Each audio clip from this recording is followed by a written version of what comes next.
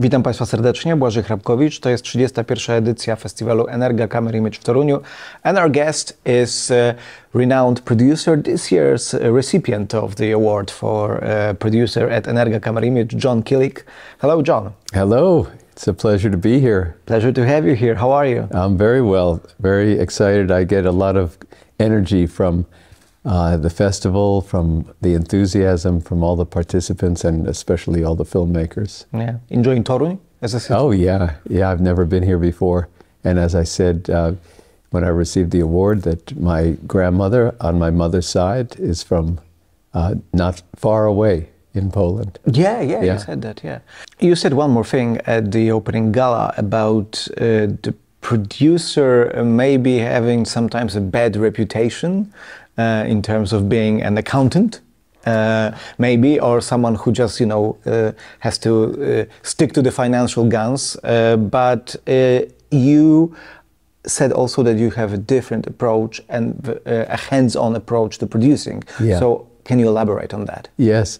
What I meant to say is that the producing credit is something that now is being bought and sold and bought and sold. So it's a commodity. People want it for the title, but doing the actual job, I'm not going to say is not being done by people who want to buy or sell or take the credit as part of other credits that they have, because it does take a lot of different contributions to get a movie made, especially these days. So it's a financial investment, maybe it's an actor committing to a role, or a writer or director waiting for a long time to make the project happen. And those are all important things, and if they don't happen, the movie might not happen. But I came from a time when the producer was, like I was saying, hands-on and really involved with every phase of it, and maybe better able to pull all of those things together, the script, the cast, the financing, the director, and keep everybody alive during the tough times when you're waiting for the green light.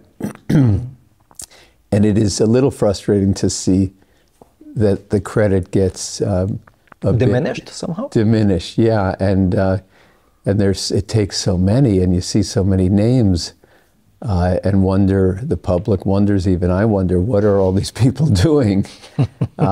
And again, not to minimize anyone's role, but you don't see that in other categories in filmmaking. And at the end of the film, the actors, the director, and the other key crew, the DPs, they might wonder, who are these people? I never met any of them, but I see all these names. So I protect it, I value it very highly. It's the thing that I do, it's the only thing I do. I don't, not involved with other parts of the process other than producing the film. And I'm in it for the long haul, the long run of getting it made from the very, very beginning to the very, very end. I mentioned the word accountant because that is a stereotype that I encounter sometimes, that producer is the one who his main job is to go to the director and say, we don't have money to do this particular shot. This is a stereotype, I'm aware of it, but this is, I always felt that the producing job was not to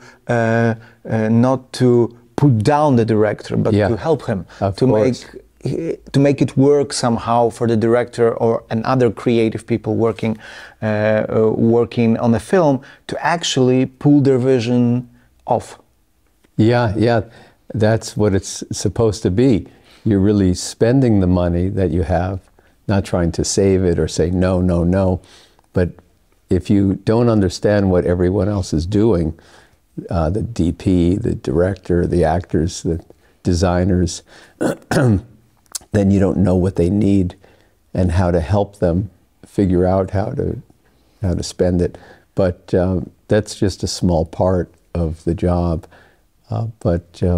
And producers have production managers who are very helpful in making those challenges easier for all of us, and figuring out a way to get the director and myself and get the film what it needs. Do you view the role of producer also as a creative one, not only logistical? Yeah, oh, absolutely. At least for me, because I partner again very early on in the process with the director. For us, it often starts, whether it be a random way or just an idea in its very early phase before there's a script. Maybe it comes from a book, maybe it comes from a newspaper article, or just an idea that somebody has, to turn that idea into a film. So it's it can be a long time coming to get that idea into script form, and to turn that script into something that will attract an actor and the financing. So it's it can be quite a long road. Mm-hmm. What is your view on the relationship between producer and director? I mean, what are your priorities when establishing a relationship with the director? And what are the needed ingredients, in your opinion, to make it work? Well, it's the most important relationship for me, because I'm helping not only create an environment for him and for the cast and the crew as well to do their best work, but also an understanding of what the film will become one day. So we're on the same page to pursue that together. And you don't have to fully understand what it's going to look like, but just the ideas behind it and the feeling that you have hopefully is going to be similar, so I can support that. And the director, he or she, can respect that in understanding that vision. I may even add to it. And that's the exciting part for me, to make it better. When you have an established relationship with the director, because you worked a couple of times with different directors like Spike Lee, Julian Schnabel, is this something that you also value? Because we hear a lot about this relationships, stable relationships between directors and actors. For example, Scorsese and De Niro, Scorsese and DiCaprio, so on and so on. But there are also producer-director teams that work with each other for a long time, you know, along many years. Yeah. So this is something that you value? Oh, very much. And I've been very lucky to have that, not just with one director, but maybe 5 or 6, where we have decades, you know, many years of partnership, friendship, collaboration, working together. Even when we're not working together, we're talking about films that we want to make, or films that we've seen that we have an opinion about, and then ideas that start to develop. And yeah, I have been very lucky to have that, not just with 1 or 2 or 3, but many, because it becomes such a bond you have, and if there's mutual respect and that kind of admiration and understanding, that it can be beneficial to both. And if I am going to be seen as someone who can add and make their vision even better, they're going to want to continue. And when I respect their vision and want to add to it, I'm going to want it to continue. So I've been very lucky somehow to have the time to be able to have many relationships like that. And they start in the most innocent way, where it's just the two of us kind of sitting around the kitchen table talking about films, talking about an idea for a film, and saying, hey, yeah, let's go try to do that, or let's go do it, and commit. So, yeah. Your relationship with Spike Lee started very early on.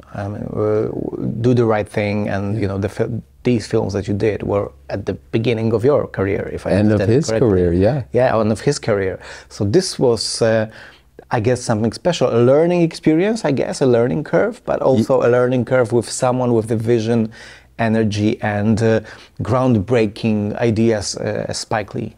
Absolutely. I mean, Spike and I met when we were 29 years old. We're the same age. And it was, or 30 maybe.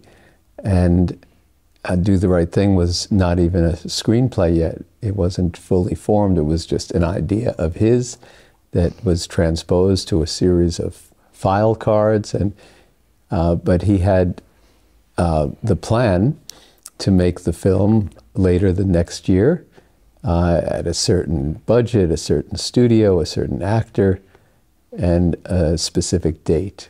And as it happened, we didn't get the studio or the actor or the budget that he was hoping for, but we got the date and we made the film, which is, that's what matters. That's the only thing that matters. Mm-hmm. So there are always going to be disappointments, and you just have to keep going. You might not get the actor you want, or the amount of money you're hoping for, or the financier that you first think is going to be your partner. But you can't give up. You have to just keep going anyway and figure out another way. And with that film, Spike's plan was to ensure that it was going to happen. He kept the location simple, and it was one block on one day, which sounds like it's going to limit you. But as you know from the film, it's not only unlimited in terms of what it can say, it's been timeless in its ability to resonate and speak to many subjects, even though it's all shot in one day on one street. Yeah.